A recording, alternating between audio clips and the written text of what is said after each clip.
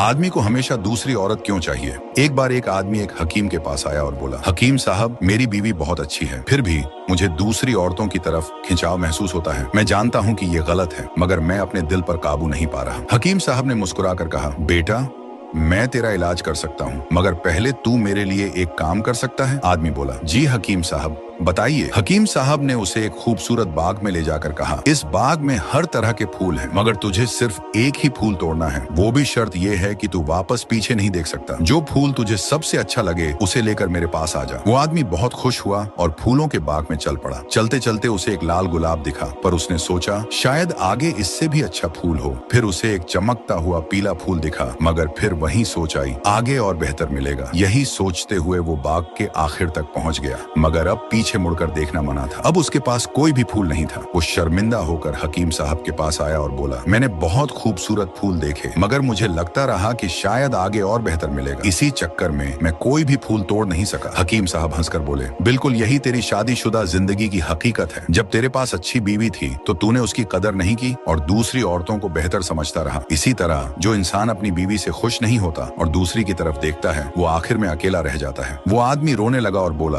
अब मैं समझ गया हकीम साहब, काश मैंने शुरू में ही उस गुलाब को चुन लिया होता। अल्लाह ताला हमें अपनी बीवी और अपनी नियामतों की कद्र करने की तौफीक दे। आमीन।